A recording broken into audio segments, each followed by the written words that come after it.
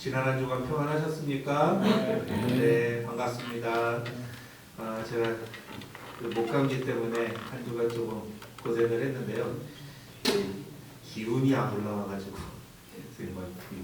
좀 힘이 듭니다. 찬양을 부르다가 혹시 막 이렇게 찬양을 제가 못 부르더라도 여러분 갑자기 중지하지 마시고 계속 찬양을 함께 힘을 내서 함께 찬양했으면 좋겠습니다. 우리 사도신경으로 신앙 고백하겠습니다.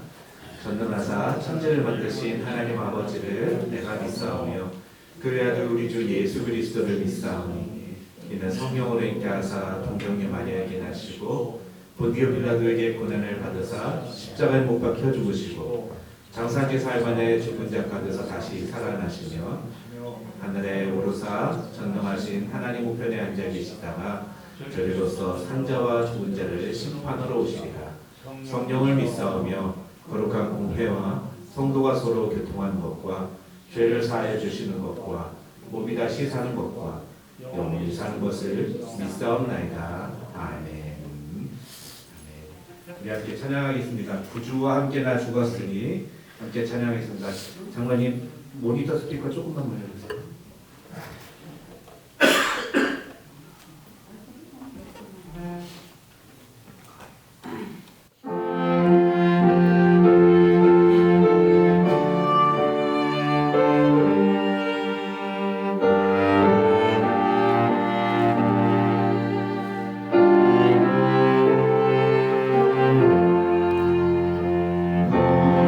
주와 함께 나 죽었으니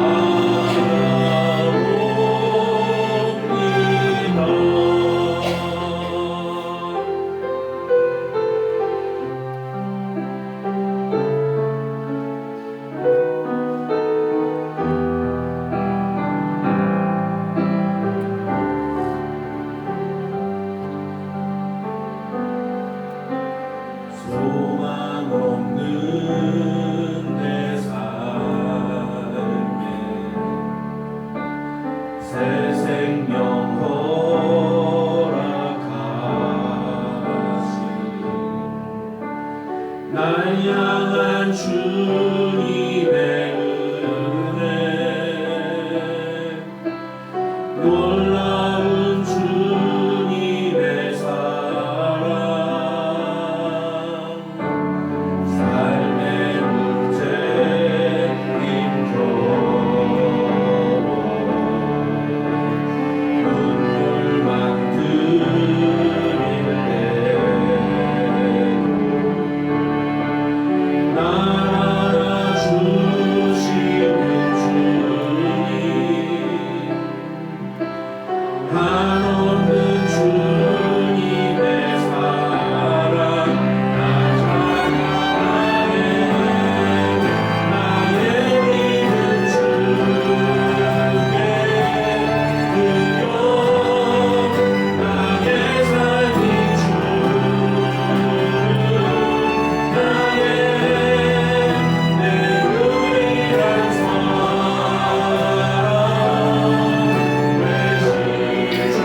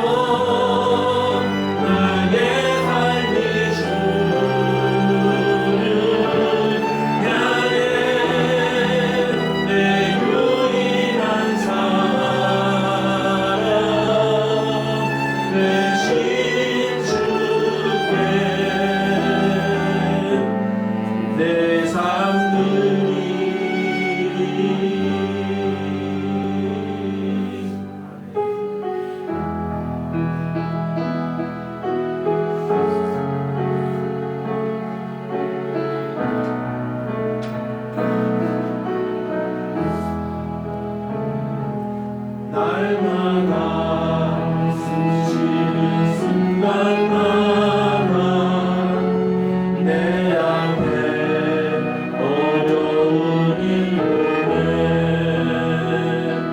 주님 앞에 이 몸을 맡길 때 슬픔 없네 두려움 없네 주님의 그 자비로운 손길 항상 좋은 것 주시구나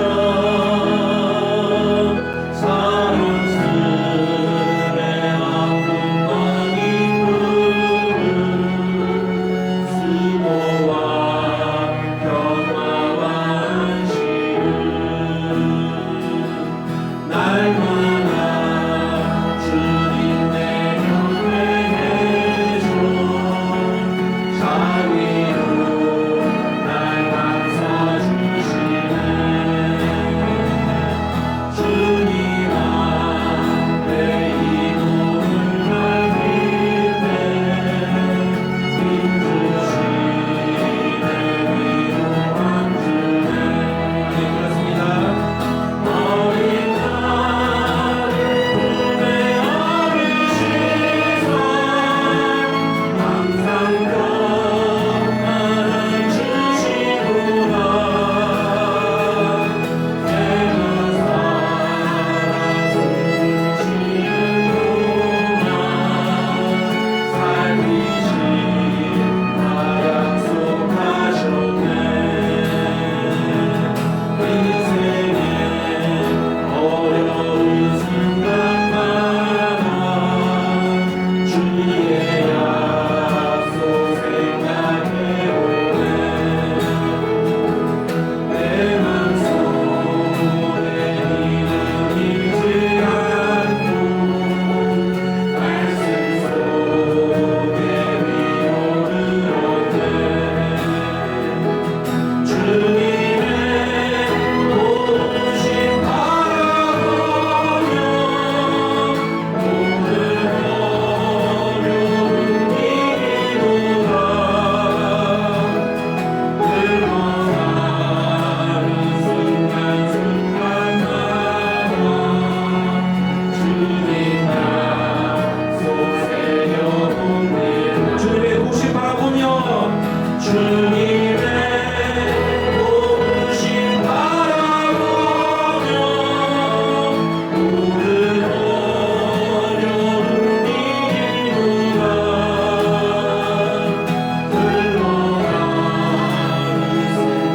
흘러가는 순간순간마다 주님 약속 새겨봅니다 이 시간 우리 함께 기도하겠습니다. 이 시간 기도할 때 주님 그렇습니다. 오늘 이 시간에 우리가 오직 주님만을 바라봅니다. 다른 세상의 그 어떤 것도 아닌 오직 주님만이 우리의 위로자 되시며 우리를 붙드시며 우리의 구원자 되심을 이 시간 고백합니다. 하나님 우리의 마음속에 하나님의 삶 속에 하나님의 놀라운 역사가 있게 하시고 이 예배 가운데 하나님의 은혜가 충만하게 하시고 하나님 우리의 마음이 성령의 은혜로 채워지는 귀한 역사가 있게 하옵소서. 주님 우리의 마음을 성령으로 채워 주시옵소서. 우리 함께 다 같이 함께 기도하도록 하겠습니다. 다 같이 기도합니다.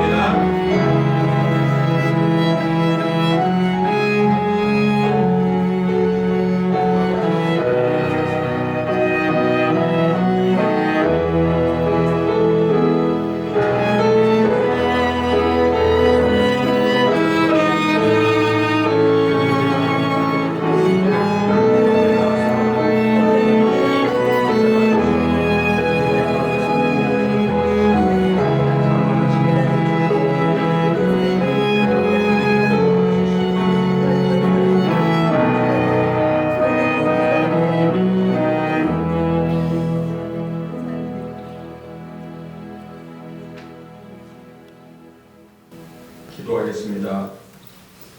천지를 지으시고 운행하시는 왕 되신 하나님께 감사와 찬송을 올려드립니다. 오늘도 하나님의 택함을 받아 주님의 자녀된 백성들이 함께 모여 하나님께 예배합니다. 이곳에 임재하시는 하나님께서 우리의 예배를 받아주시고 지난 한 주간을 살면서 하나님을 잊어버리고 혹은 나의 지식과 의지만으로 살았던 일들을 겸손히 회개하고 돌이켜서 하나님 나를 바라보고 살아가는 자녀들로 인도해 주시옵소서. 또한 예배 가운데 함께 하시는 하나님의 은혜로 인하여 우리가 나아갈 길과 구원받은 자가 마땅히 행해야 할 일을 깨닫게 하셔 주시고 하나님이 주시는 은혜 안에서 예배하는 삶으로 살아가게 도와주시옵소서. 하나님 아버지, 우리가 살고 있는 세상은 각 나라들이 서로의 이권을 위하여 물고 뜯고 전쟁으로 인하여 무고한 백성들이 죽어가고 있습니다. 그곳에 있는 백성들을 불쌍히 여겨 보호해 주시고 고난 가운데서도 하나님이 함께 하심으로 천국의 소망을 잃지 않도록 역사해 주시며 이 땅에 전쟁이 사라지는 그날이 오기를 기대하며 기도하는 자로 살아가도록 인도해 주시옵소서. 두고 온 조국과 우리가 살고 있는 미국의 상황도 정치가 양분화되어 서로를 탓하며 싸우고 있습니다. 역사를 주관하시는 이가 하나님이심을 믿는 우리들은 잠잠히 주님께 기도하며 하나님께서 주시는 평안 가운데 거하게 하여 주시고 바라옵기는 하나님의 역사하심으로 처음 이 미국이 건립될 때와 같이 하나님 안에서 하나 되는 은혜를 허락해 주시옵소서. 하나님 아버지, 각자 태어난 때와 자라난 곳이 다른 한 사람 한 사람을 이곳에 불러 교회를 이루게 하심에 감사를 드립니다. 하나님의 뜻을 따라 하나님을 사랑하고 내 이웃을 내 몸과 같이 사랑하라는 말씀을 행함으로 살아가는 하나님의 교회로 붙잡아 주시고 이 지역에서 하나님의 사랑을 전하는 교회로 사용하여 주시옵소서.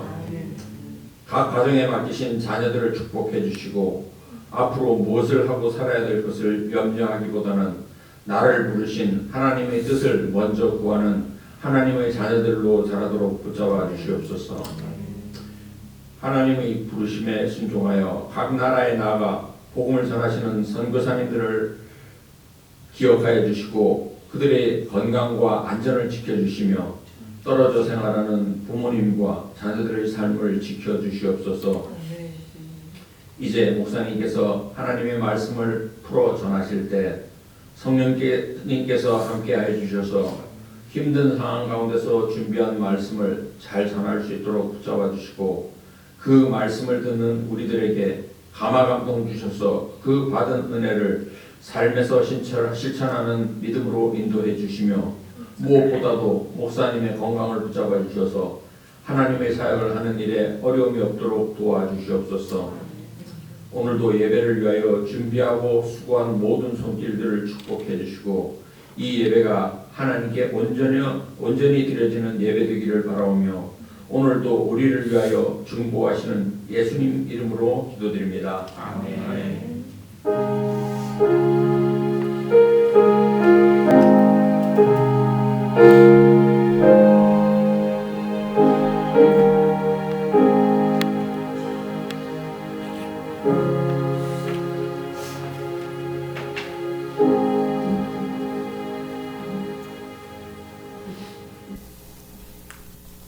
오늘 우리에게 주신 하나님의 말씀은 열왕기상 15장 9절부터 24절까지의 말씀입니다. 열왕기상 15장 9절부터 24절까지의 말씀 우리 한 목소리로 함께 읽겠습니다. 다 같이 읽겠습니다. 시작. 이스라엘의 여로보암 왕 제20년에 아사가 유다 왕이 되어 예루살렘에서 41년 동안 다스리니라. 그의 어머니의 이름은 마아가라 아비살롬의 딸이더라.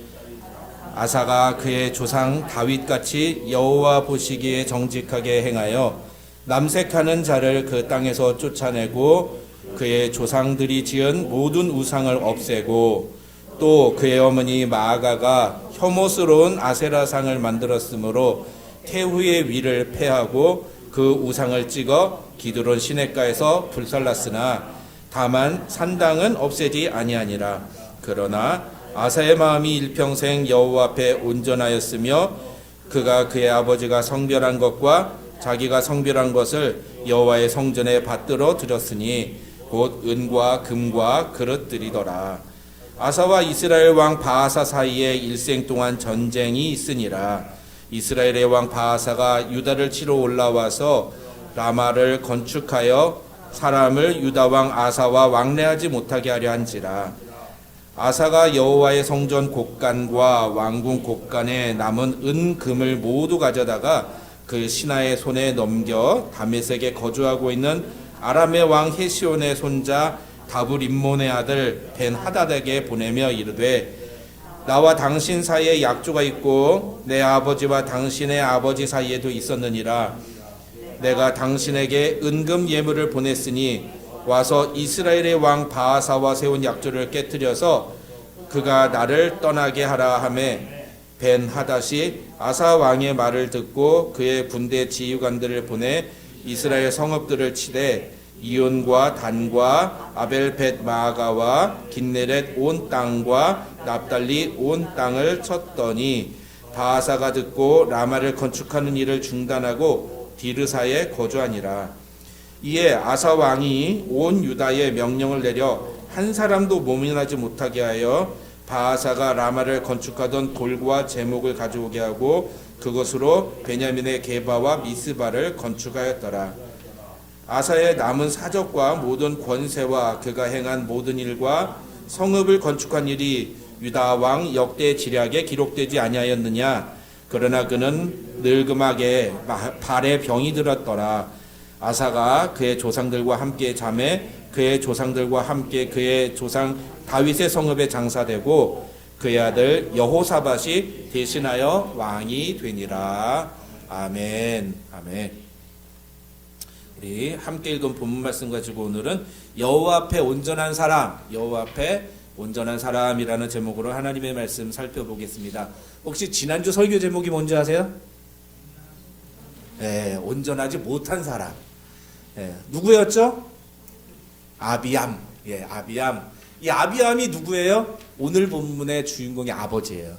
오늘 본문의 주인공은 아사 왕입니다. 아사 왕. 근데 남유다의 세 번째 왕인 아사 왕인데 지난주에 살펴봤던 그 아버지 아비암은 성경에 명확하게 여호와 앞에 온전하지 못한 사람이라고 평가를 받았어요. 반면에 이 아비암의 아들인 아사는 성경이 명확하게 여호와 앞에 그것도 일평생이라고 돼 있어요. 평생에 여호와 앞에 온전한 사람이었더라라고 평가받습니다. 사랑하는 우리 은혜와 진리 장로교회 성도 여러분, 저와 여러분 모두 다 이런 아사왕과 같이 하나님 앞에 일평생 온전한 사람이라 인정받는 성도들 되시기를 주님의 이름으로 축원합니다. 예, 우리 모두 그런 사람이 돼야 됩니다.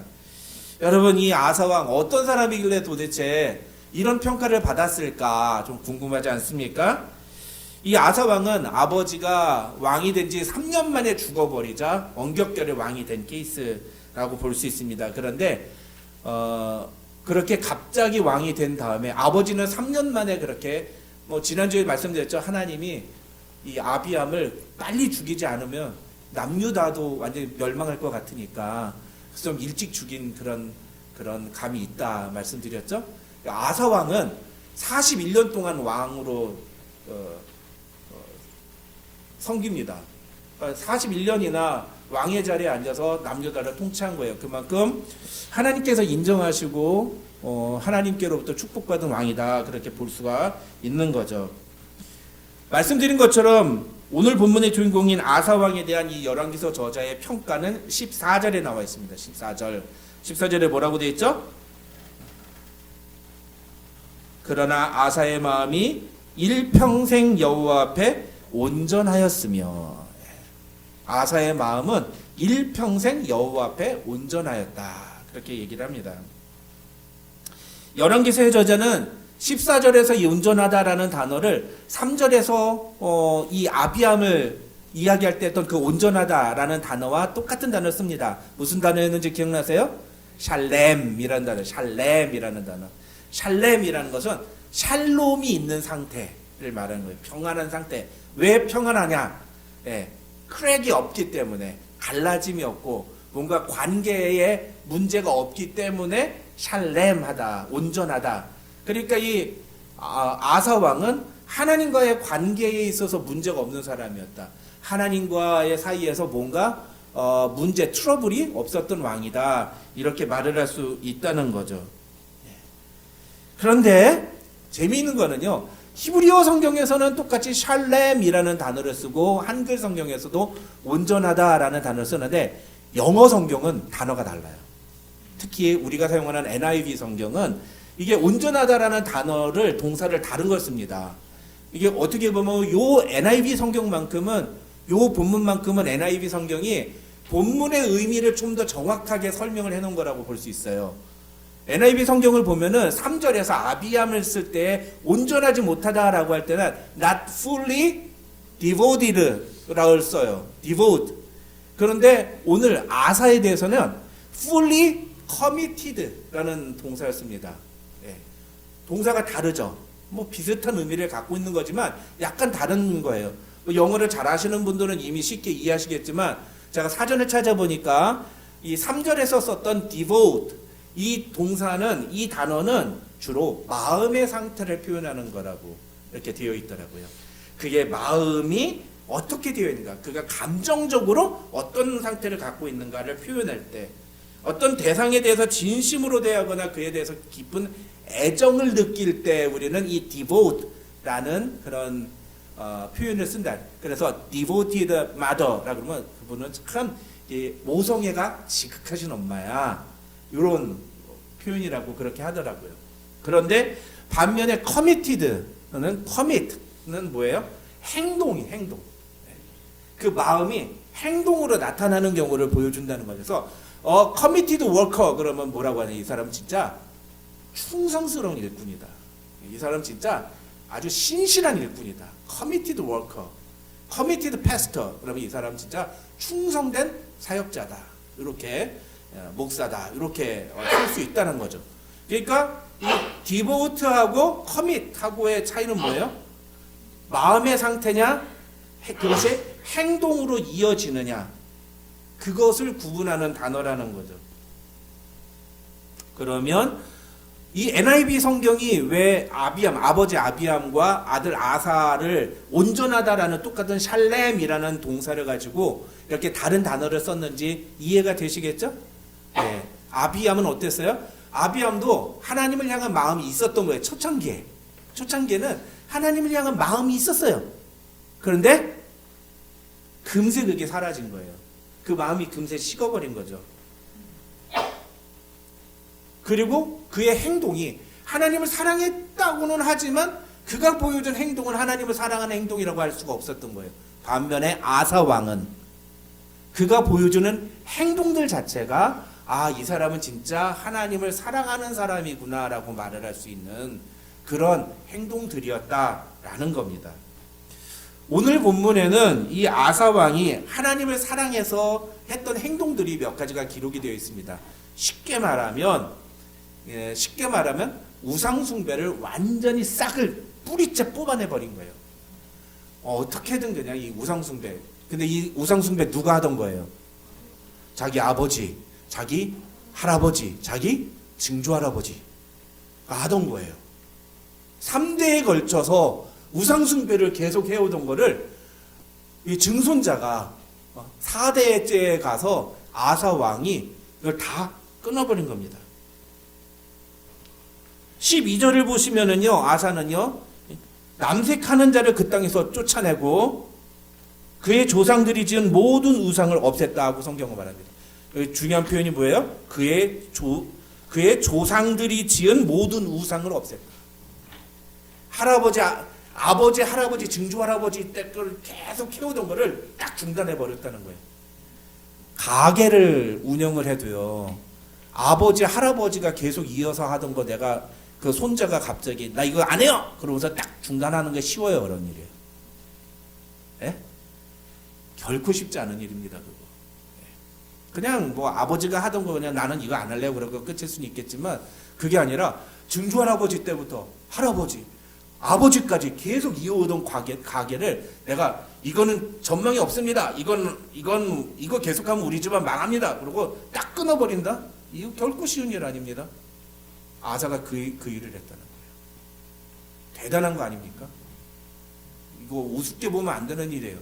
여러분 중에 누가 이런 일을 할 수 있냐고 물으면요, 말은 잘할 거예요. 근데 실제로 행동하는 사람은 극히 드뭅니다. 네, 극히 드물어요. 엄청난 일이에요. 이거는 사람들이 참 잘 모르는 것 같아요. 대단한 일을 한 겁니다. 그래서요, 역대하 14장 3절과 4절을 보면 이런 아사의 행동에 대해서 뭐라고 성경이 말하느냐, 이방 제단과 산당을 없애고 조상을 깨뜨리며 아세라 사상을 찍고 유다 사람에게 명하여 그 조상들의 하나님 여호와를 찾게 하며 그의 율법과 명령을 행하게 하고라고 언급합니다.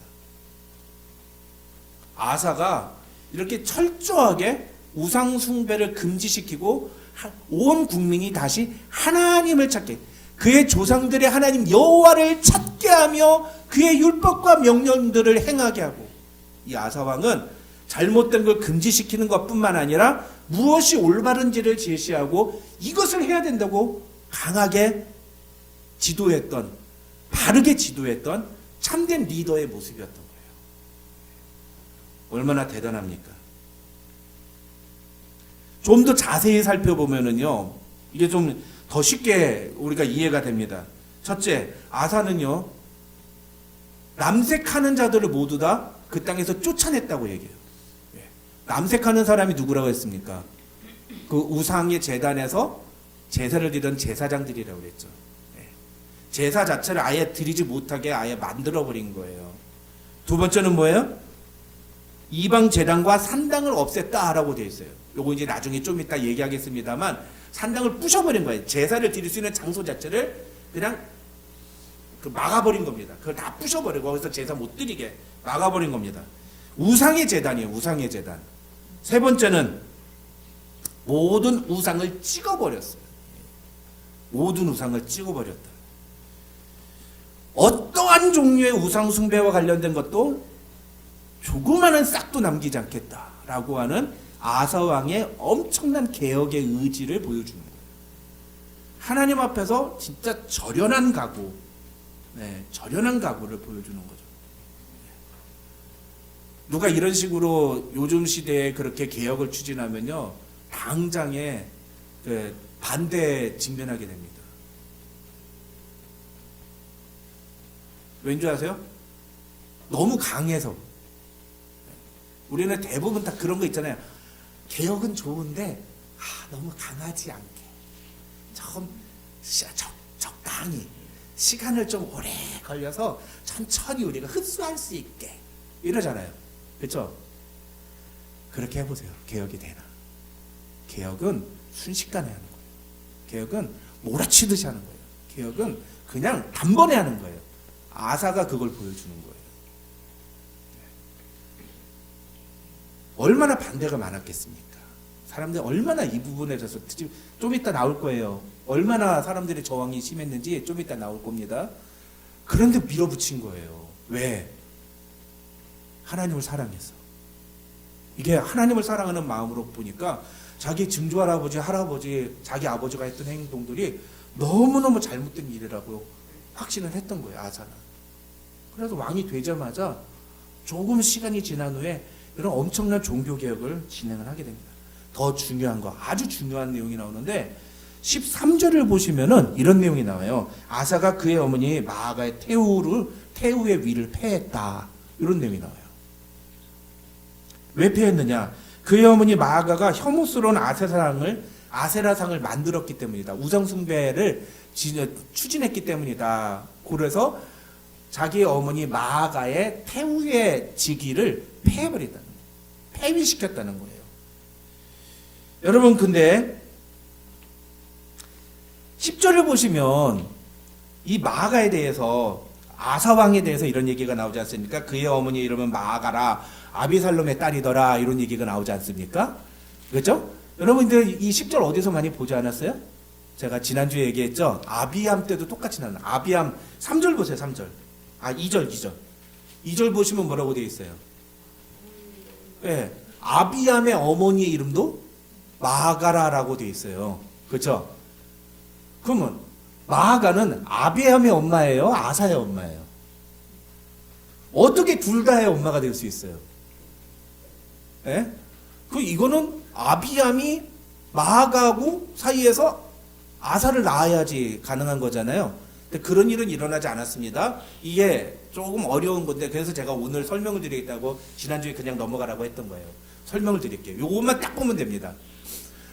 이 마아가는요 사실은 아비살롬의 딸이라고 했는데 제가 지난주 그랬죠. 요게 딸이라는 것도 있지만 손녀라는 뜻도 된다고요.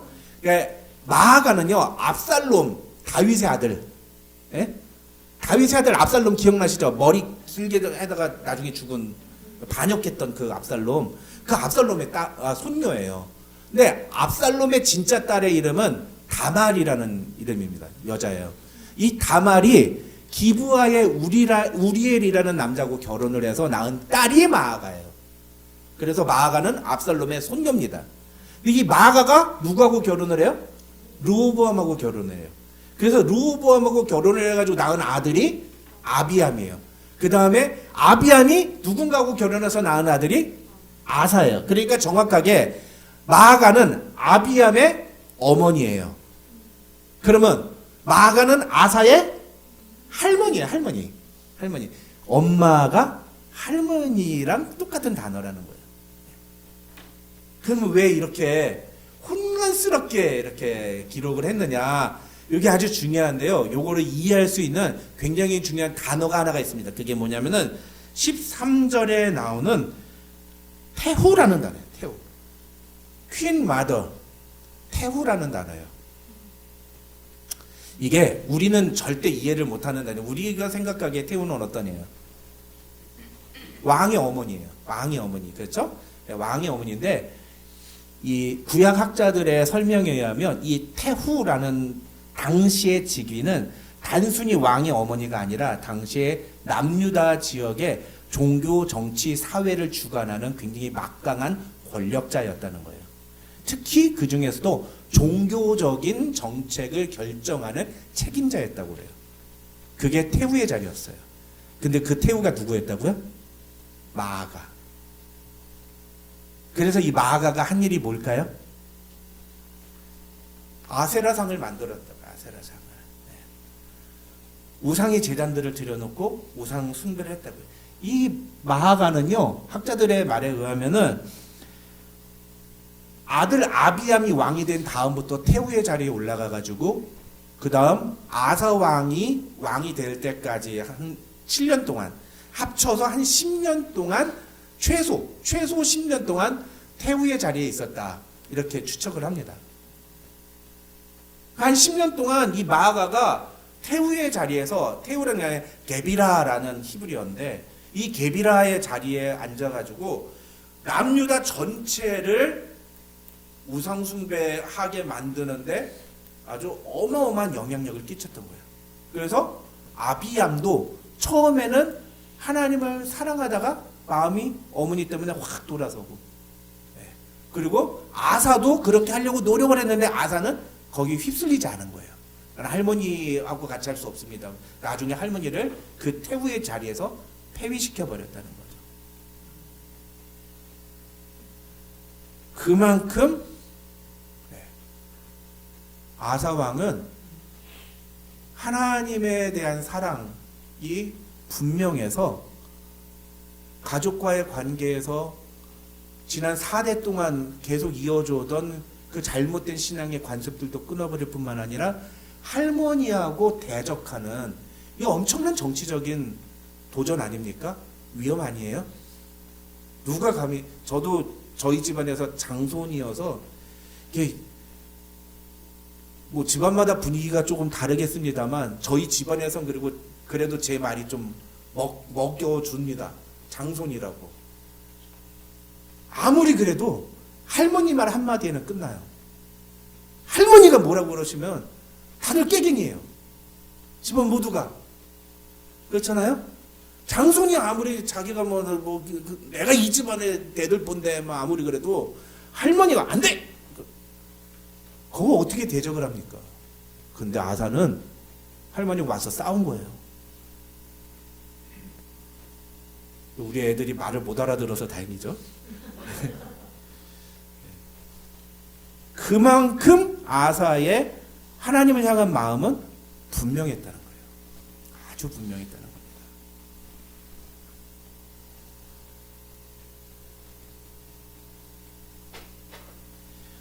두 번째, 아사가 하나님을 얼마나 사랑했는지를 보여주는 게 또 하나 나옵니다.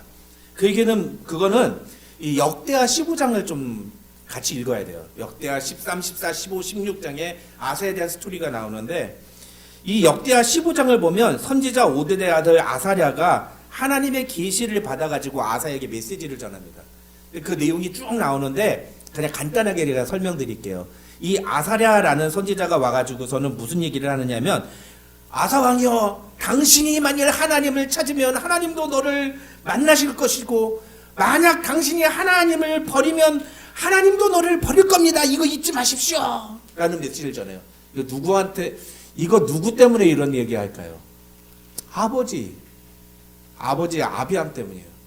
아비암 처음에는 하나님을 찾았단 말이에요. 근데 하나님을 찾아서 하나님이 은혜 주셔가지고서는 구스의 왕하고의 전투에서 큰 승리를 거뒀는데, 그러고 나니까 금세 막 그냥 하나님을 버리고 지가 잘난 줄 알고 여자들 부인 14명이나 데리고 우상숭배에 같이 참여하고 하나님을 버렸단 말이죠. 금세. 그러니까 이 아사랴라는 선지자를 통해서 하나님께서 아사 왕에게 너는 그러지 마라 라고 메시지를 주신 겁니다. 그러자 아사는 정신을 바짝 차려요. 그리고서는 어떻게 하느냐, 그렇게 철저하게 우상숭배를 금지시키고 우상숭배의 그 씨앗들을 다 제거하려고 노력했는데도 아직 다 제거하지 못한 남아있는 것들이 있는지를 찾아내요. 그래서 끝까지 조사해가지고서 우상숭배 잔재들을 끝까지 청산해버립니다. 그리고 그것뿐만 아니라 여호와의 낭실 앞에 있는 여호와의 제단을 다시 건축해요. 하나님께 제사를 드리는 그 제단이 무너졌던 것을 다시 회복을 시킵니다. 그러면서 거기서 여호와 앞에 제사를 드리면서 백성들 앞에서 이렇게 선언을 해요. 역대하 15장 12절 13절이 바로 그 내용이에요. 또 마음을 다하고 목숨을 다하여 조상들의 하나님 여호와를 찾기로 언약하고 이스라엘 하나님 여호와를 찾지 아니하는 자는 대소남녀를 막론하고 죽이는 것이 마땅하다. 와. 왕이 대놓고 선전포고하는 거예요. 국민들 앞에서. 이제부터 하나님 찾지 않는 사람은 죽여버리겠다. 하나님 대신에 다른 우상을 찾거나 다른 것 의지하는 사람은 아예 죽여버리겠다. 이렇게 얘기를 하는 겁니다. 여러분, 이런 모습들이 아사가 하나님을 사랑하는 모습을 보여주는 내용이고, 그게 오늘 본문에 나오는 기록들이에요. 이게 역대하에서도 똑같이 나오는 내용입니다. 얼마나 아사가 하나님을 사랑한다고 말할 수 있겠습니까? 대단하죠. 우리가 이 아사와 만큼 하나님을 사랑한다고 말할 수 있을까요? 우리에게 그런 결단과 우리에게 그런 각오가 있습니까? 사랑하는 성도 여러분, 저와 여러분 모두 이 아사처럼 하나님을 진심으로 사랑하는 성도들이 되시기를 주님의 이름으로 축원합니다. 아비암과 아사의 큰 차이점은요, 말만 하는 사람과 행동으로 옮긴 사람이에요. 말은 청산유수처럼 잘하는 사람이 얼마나 많은지 몰라요. 근데 행동을 안 해요.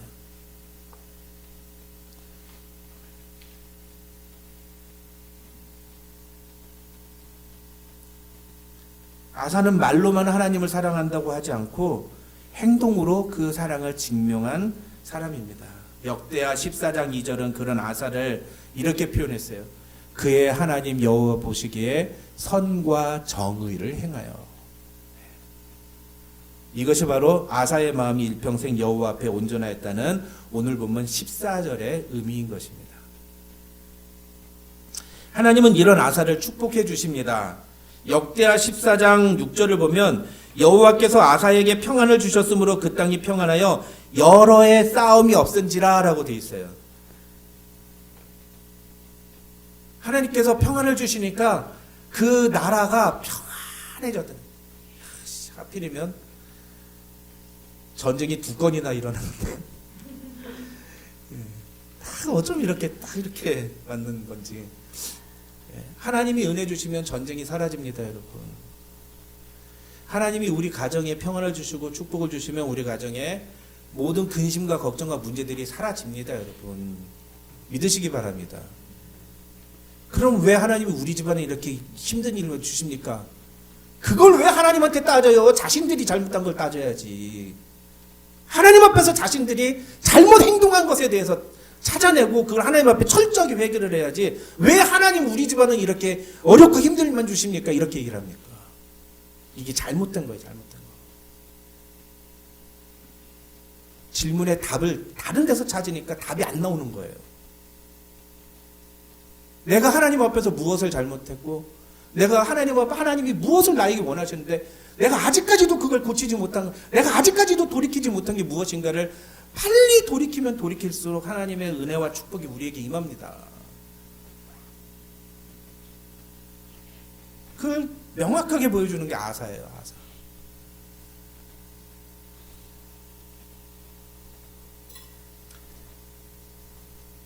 아까 구스 사람 침공했다는 것 제가 이게 이 아사를 잘못 얘기를 했네요. 이 역대하 14장을 보면은요, 구수, 그러니까 지금으로 치면 이 에티오피아 쪽에, 그쪽에 어떤 지방으로 지금 추정하거든요. 그쪽의 사람들이 대규모 남유다를 침공하는 사건이 일어납니다. 예. 그런데 이때도 아사는요, 어떠한 전략이나 어떤 무기나 어떠한 방법으로 전쟁을 치르지 않고 오직 하나님께 부르짖어 그 전투에서 승리를 거둡니다. 그리고 난 다음에 역대하 15장 19절을 보면은요, 그 전투 이후에 아사왕 제35년까지 남유다에 다시는 전쟁이 없었다라고 성경이 말하고 있어요.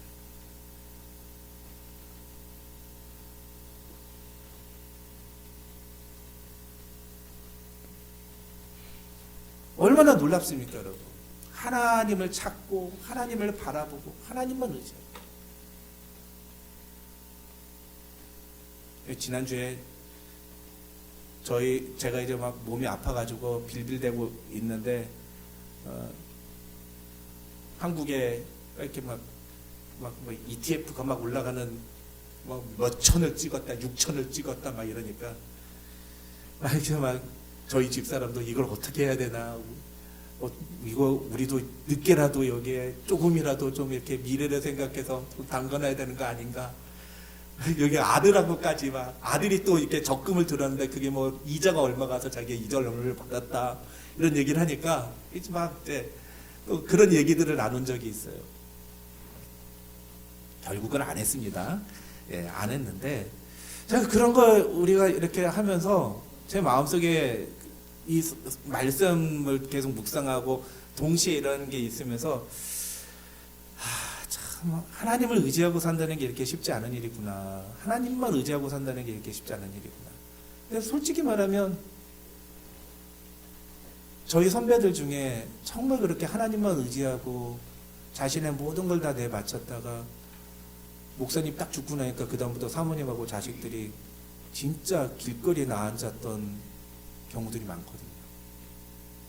목사들 사이에는 죽음 이후에, 은퇴 이후의 삶에 대해서 보장이 안 되니까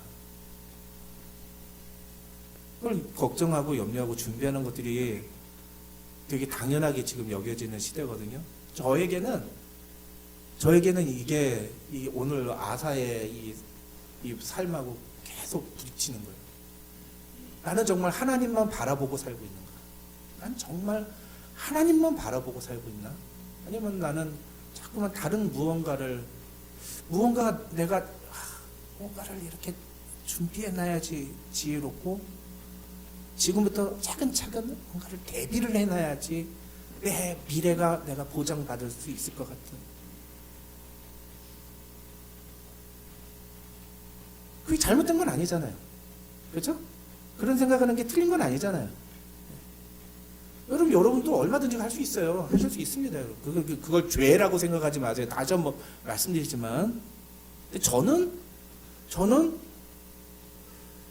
그래도 성도들 보기에 조금 미련하다 싶을 정도로 하나님만 의지하고 바라보고 사는 목사 한 명쯤은 있어야 되지 않을까. 전 그게 저였으면 좋겠어요.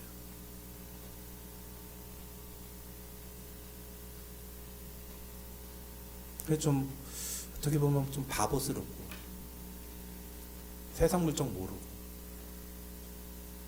그렇게 사람들이 평가하면 어때요? 근데 저는 분명히 믿습니다. 내가 하나님만 바라보고 하나님만 의지하고 살아가면 하나님이 반드시 저의 가정과 저희의 삶을 책임지신다는 걸 믿습니다.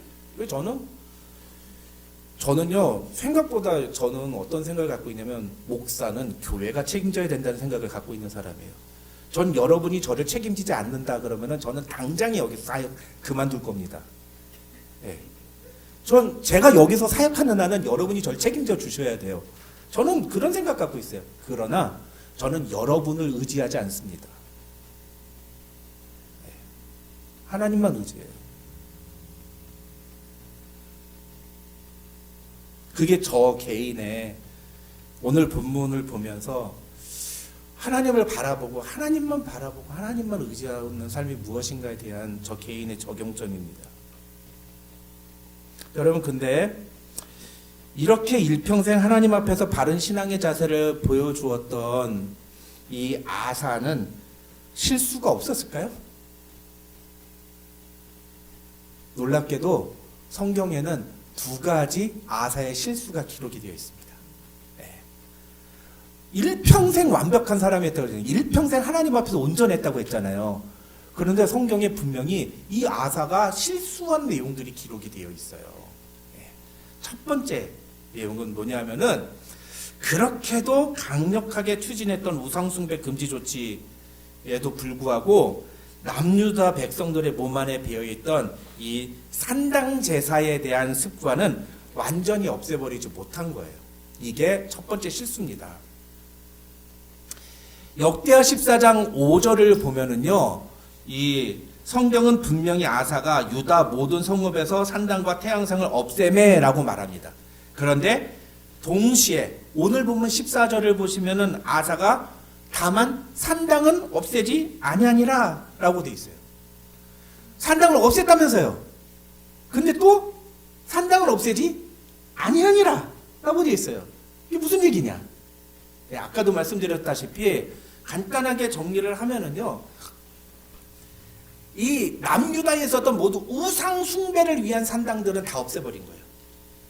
그래서 우상의 제단도 없애버리고 우상들도 다 찍어버리고 다 그렇게 했어요. 산당 제사 자체를 금지하려고 무지하게 노력을 많이 했습니다. 여러분 그런데 중요한 건 뭐냐 하면은요, 오랫동안 한 몇십 년 동안 이 솔로몬 때부터 계속 산당 제사가 남유다 백성들이 산당에서 제사를 하지 않았습니까? 그건 예루살렘에 안 가도 된다는 얘기가 얼마나 편해요. 우리 코로나 이후에 인터넷으로 예배드리면 편하니까 교회 안 나오고 주일날 예배 안 오고 인터넷으로 예배드리는 사람은 얼마나 많은데요. 그러고서도 다들 얘기해요. 아니 주일날 꼭 교회를 가야 돼요. 인터넷으로 예배를 드리면 되는 거지. 얼마나 편해요. 얼마나. 그게 산당 제사라고요. 같은 개념이에요. 그러니까 어떻게 됩니까? 아사 왕이 끔찍하게 산당 제사를 금지시키려고 노력을 하는데 남유다 백성들의 몸 안에 있는 그 산당 제사의 습관은 완전히 없애질 못하는 거예요.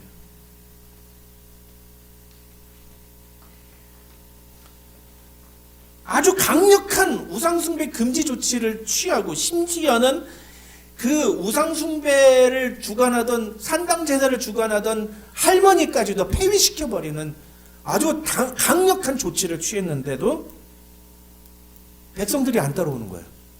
이 정도 있으면 따라와야 되잖아요. 그렇죠? 막 겁내서라도 안 해야 되는 거 아니야?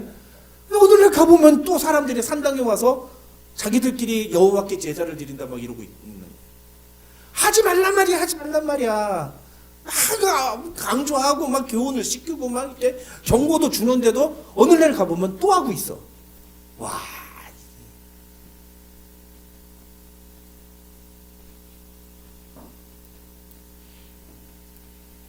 여러분, 아사가 왜 그것까지 금지시키지 못했을까요? 산당은 없애지 못하니라라는 얘기는요. 이게 히브리어를 잘 분석하면은 히브리 사람들, 그 유다 백성들의 마음 속에 있는 산당 제사에 대한 그것들은 금지시키지 못하니라라는 표현이에요. 정확하게 해석을 하면. 사람들의 마음 속에 있는 이 산당 제사의 편리함만큼은 다 없애지 못했다. 그것만큼은 돌이키지 못했다. 왜 그걸 못했을까요? 왜? 그만큼 어려운 일이니까 그런 거예요. 어려운 일이니까. 그게 쉬운 일이 아니에요. 절대로 여러분. 이거 절대 쉬운 일 아닙니다. 여러분, 만약에 제가 여러분 성경을 다 읽어야 되고 매년 최소 1독씩 하십시오. 그 다음에 새벽에 만나 빠지시면 교족에서 빼버리겠습니다. 정말 이렇게 조치를 취했다고 해보세요. 여러분 어떻게 하시겠어요? 당장이 반발 막 일어나지 않겠어요? 예? 개혁은 이렇게 어려운 거라니까요. 아사왕이 취한 개혁은 이보다 훨씬 더 심한 거였어요. 근데 제가 그 정도 개혁을 해서 반드시 새벽에 만나 읽으십시오. 처음에는 우리 교인들은 아마 잘 따라올 거야. 어느 정도 시간이 지나면 조회수가 뚝뚝뚝뚝 떨어져. 당연한 거 아니에요? 당연해요. 제가 막 여러분 새벽에 만나 빼놓지 말고 들으십시오. 이번 주에 검사해서 안 들은 사람은 뭐 벌금을 매겠습니다. 막 이렇게 한다고 해보세요. 그럼 여러분 막 따라올까요? 거기 막 겁나가지고 막 따라올까요? 네? 그럼 도망가지. 그리고 막 뒤에서 막 욕하고 막 목사 하나 잘못 뽑아가지고 이 교회가 이게 뭐냐고 막 이런 얘기 나오고 막 그러지. 안 그러겠어요? 당연한 거지 그게. 남유다가 지금 이런 상황이었다고요. 남유다가. 백성들이 안 따라오는 거예요.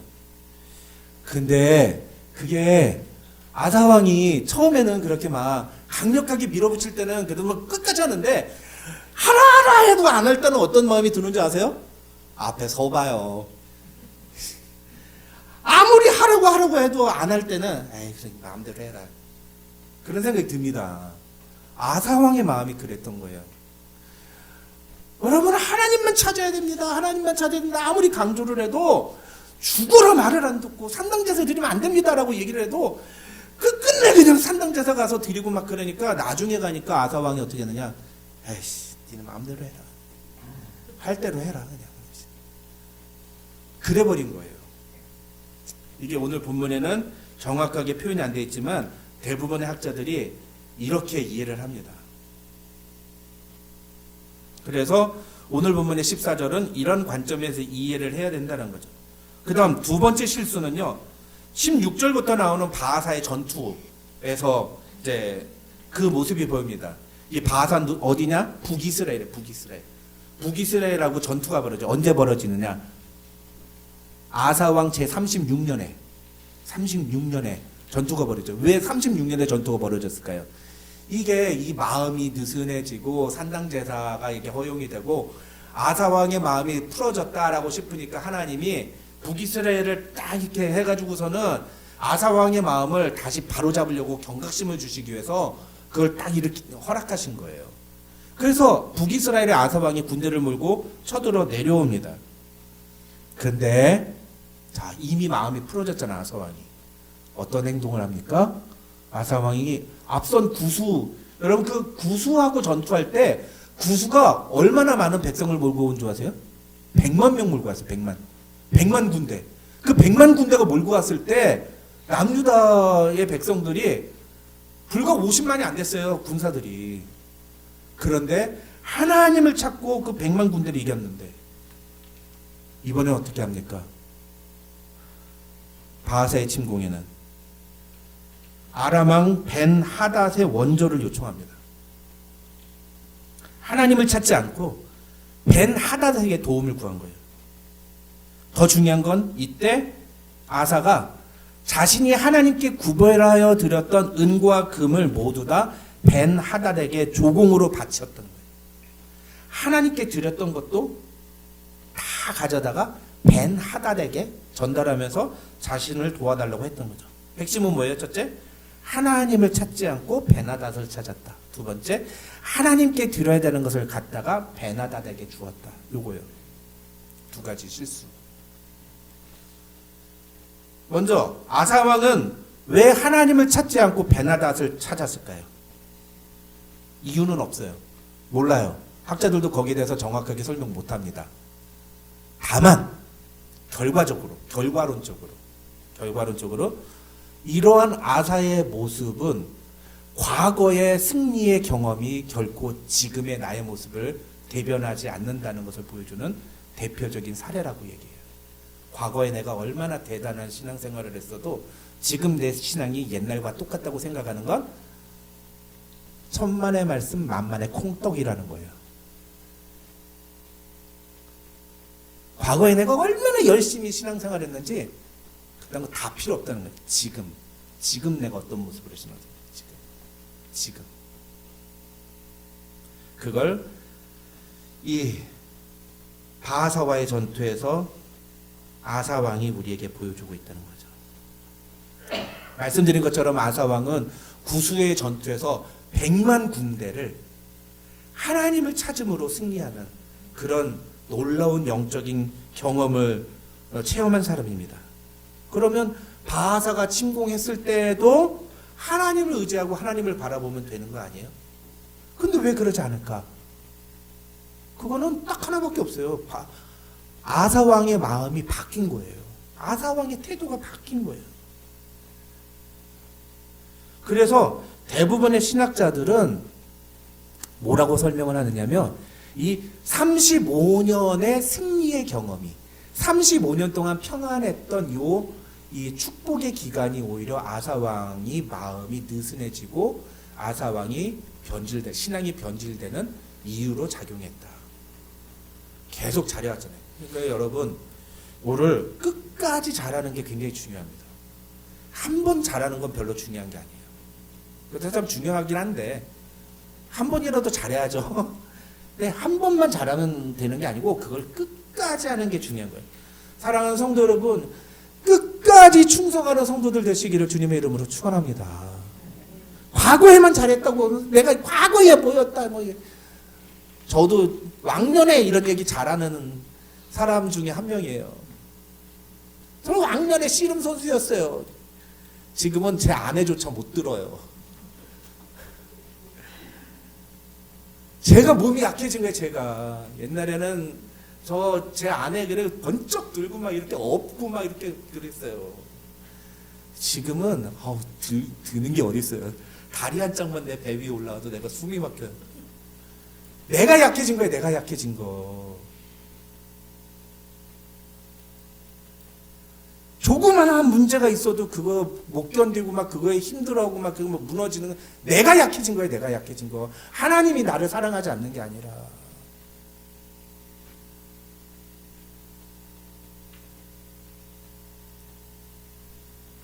심지어 역대하 16장을 보면은 이런 아사의 오만함을 보여주는 대표적인 두 가지 사례가 나옵니다. 첫째는 바하사가 쳐들어왔을 때 아사 왕이 하나님이 아닌 베나닷을 의지하는 것을 하나님께서 경고의 메시지를 주세요. 하나니라는 선지자를 보내가지고 아사 왕을 책망합니다. 그러니까 아사 왕이 어떤 태도를 보이는 줄 아세요? 그 하나니를 옥에 가둬버려요. 듣기 싫다고. 네. 하나님으로부터 멀어진 사람의 대표적인 특징이 뭔지 아세요? 하나님의 말씀을 듣기 싫어하는 거예요. 네. 자기 마음에 거리끼는 거 있잖아요. 그러면은 그게 듣기 싫은 거예요. 하나님의 말씀이 들리는데 그게 명백하게 나에게 얘기하는 말씀인데 그거 듣기 싫다. 그러면 내가 하나님과의 사이에 크랙이 생겼구나. 이게 뭐라고요? 샬렘하지 못한 상태, 온전하지 못한 상태라는 거예요. 이게 즉각적으로 알아채야 돼요. 즉각적으로. 두 번째는 뭔지 아세요? 아사왕 제39년에 아사왕의 발에 병이 생깁니다. 무슨 병인지 잘 모르겠어요. 근데 그 발에 생긴 병 때문에 죽을 위기가 돼. 실제로 죽어요. 그 병 때문에. 발 때문에. 그런데 그때 아사왕이 하나님을 찾지 않고 의원들을 찾았다라고 성경에 되어 있어요. 그리고 그 이듬해 아사왕은 죽어버려요. 끝까지 하나님을 찾지 않고 의원들을 찾은 아사왕. 여러분 이게 이해가 되십니까? 성경이 분명히 아사왕에 대해서 뭐라고 얘기해요? 일평생 하나님 앞에 온전한 사람이었다고 얘기하잖아요. 또 말년에 마지막 5년 6년 남겨놓고서 아사왕의 모습은 절대로 온전한 모습이 아니었어요. 그렇잖아요. 그래서 성경은 뭐라고 그래요? 그가 일평생 하나님 앞에 온전한 사람이었다라고 얘기한다는 거죠. 무슨 얘기일까요? 하나님은 우리에게 퍼펙트한 걸 요구하시는 게 아니라는 거예요. 그래서 그거에 대해서 우리가 강박관념을 가질 필요가 없어요. 하나님이 우리에게 보시는 건 뭘까요? 자세요. 그런데 아사왕의 경우는 우리가 아무리 하나님 앞에 철저하게 마음을 가지려고 해도 우리는 인간이기 때문에 어느 순간인가 실수할 수 있고 어느 순간인가 넘어질 수 있는 연약한 존재라는 걸 우리가 인정해야 된다는 거예요. 그럼 어떻게 해야 될까요? 돌이키면 되는 거예요. 그걸 깨달았을 때. 아사는 안타깝게도 그걸 깨닫지 못하고 끝까지 하나님을 찾지 않다가 죽었어요. 근데 참 아쉬운 부분이에요. 그건 아쉬운 부분입니다. 이런 모델을 보면서 우리는 어떻게 해야 될까? 그걸 우리가 이 말씀을 통해서 깨달아야 된다는 거죠. 돌이켜야 됩니다. 돌이켜야 돼요.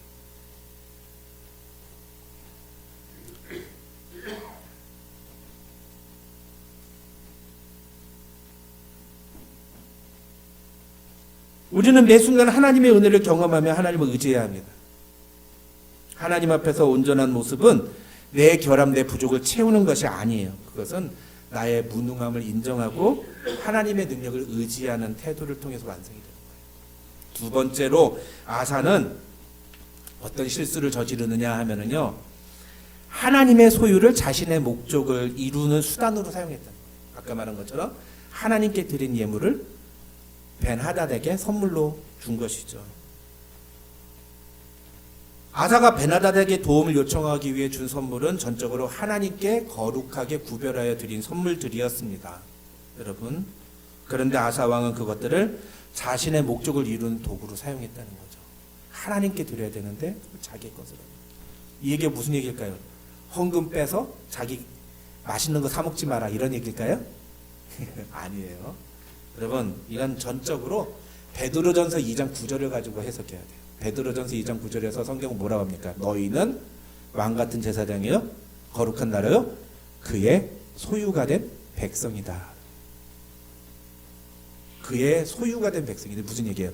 우리는 전부 다 하나님께 드려진 자들이에요. 최소한 우리가 예수를 구주로 고백하는 자들이라면, 예수님을 나의 주인이라고 인정한다면 우리는 모두 다 예수님께, 하나님께 드려진 자들입니다. 하나님의 소유가 된 거예요. 예수 그리스도의 보혈로 하나님께서 값주고 사신 하나님의 소유입니다. 여러분 이거 기억하셔야 돼요. 우리는 하나님의 소유입니다. 하나님의 소유. 그럼 그 하나님의 소유를 가지고 무엇을 해야 됩니까? 다 같이 읽겠습니다. 고린도전서 6장 19절 20절 시작. 너희 몸은 너희가 하나님께로부터 받은 바 너희 가운데 계신 성령의 전인 줄 알지 못하느냐? 너희는 너희 자신의 것이 아니라 값으로 산 것이 되었으니 그런즉 너희 몸으로 하나님께 영광을 돌리라. 우리는 무엇을 위해 살아야 됩니까? 하나님의 영광을 위해 살아야 됩니다. 우리의 만족을 위해 살아서는 안 돼요. 우리가 우리의 자녀들에게 끊임없이 가르쳐야 되는 게 바로 이거예요. 너희는 값주고 사신 몸이니 너희가 삶의 목적을 돈을 더 많이 벌어가지고선 건우야 똑바로 돌아라. 돈을 많이 버는 게 삶의 목적이 되어서는 안 된다. 너의 몸을 가지고 하나님께 영광을 돌리는 삶을 살아야 된다. 그걸 가르치셔야 돼요. 이걸 실패하니까 이민사회에서 부모들이 어떻게 하면은 너희 이 이민사회에서 어떻게든 이 주류사회에 진입해야 된다.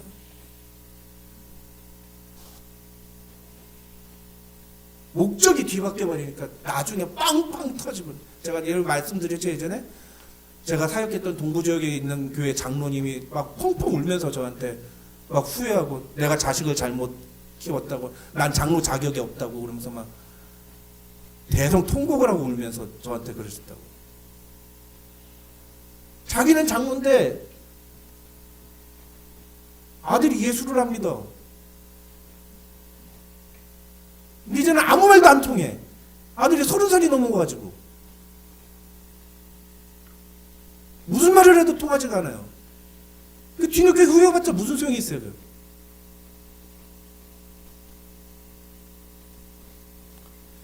하나님께 드려진 것을 가지고 다른 목적을 사용하면 반드시 틀이 나게 돼 있어요. 여러분 이거 꼭 기억하십시오. 이거 꼭 기억하십시오, 여러분.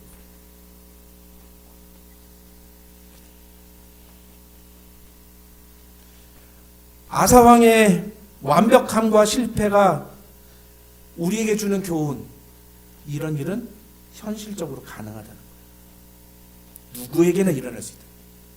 아사왕처럼 하나님 앞에 철저하려고 했던 사람도 없습니다. 제가 그래서 초반에 이거 가볍게 보지 말라고 얘기했던 이유가 그거예요.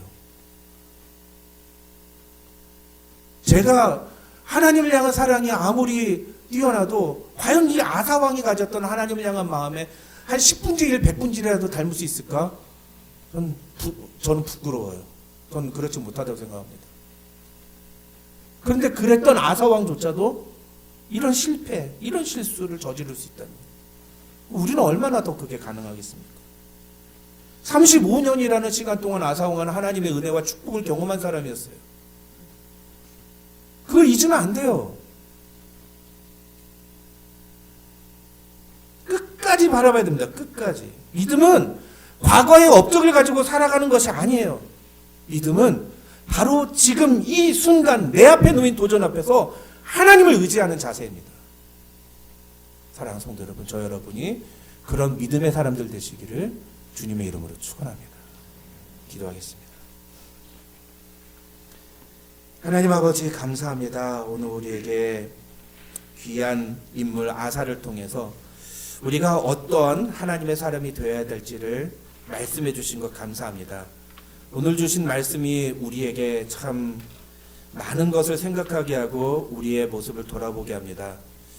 아사왕만큼 하나님 앞에 철저하려고 하지도 못했으면서 우리는 어쩌면 벌써 우리가 잘하고 있다고 자만하고 나태해져 있지는 않은지, 오늘 이 예배를 마치고 돌아가는 길에 우리 자신을 돌아보고 이번 한 주간 우리의 삶의 모든 것을 하나님께로 다시 고정하고 하나님만 의지하기로 결단하는 하나님의 사람들이 되게 하여 주시옵소서.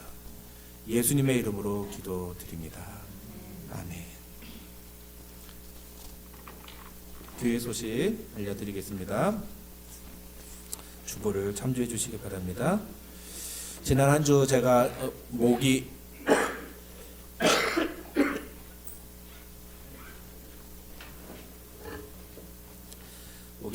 지금은 굉장히 많이 나아진 겁니다. 그래서 새벽의 만나를 보내드리지 못했는데 이번 주 화요일부터는 정상적으로 어떻게든 보내드리도록 하겠습니다. 여러 가지 문제로 힘든 시간을 겪고 있는 우리 지체들 위해서 계속적으로 기도해 주시기를 부탁을 드리겠고요. 그 다음에 지난주에 주중에 우리 미국과 이란이 전투가 있었는데 또 어저께 파키스탄하고 아프가니스탄이 또 전쟁이 일어났어요.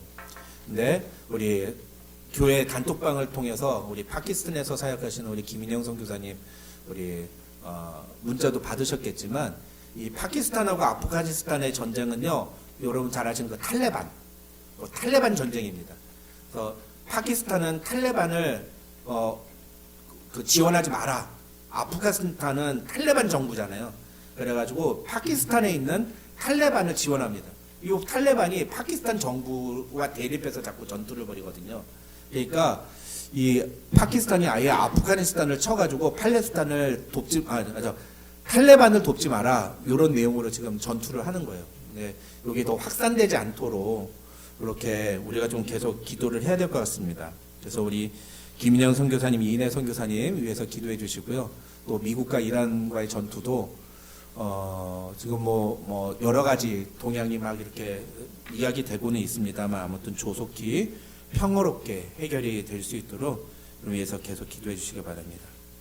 지난달에 제가 2월자 생일 축하를 제가 빠먹었는데 그래서 매달마다 잊지 않으려고 노력을 합니다. 오늘 3월에는 우리 신하미 권사님, 우리 오계훈 생일 축하가 있습니다. 예배 마치자마자 곧바로 우리 식당으로 모여주시면 감사하겠습니다. 다 같이 일어나셔서 날마다 숨쉬는 순간마다 1절 함께 찬양하고 축담으로 예배 마치겠습니다.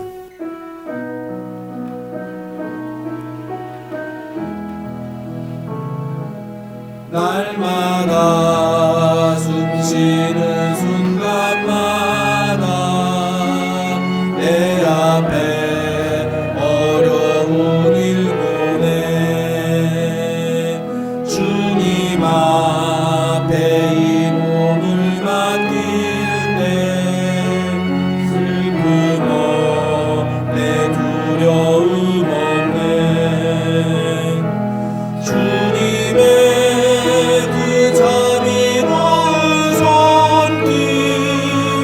항상 좋은 것 주시도다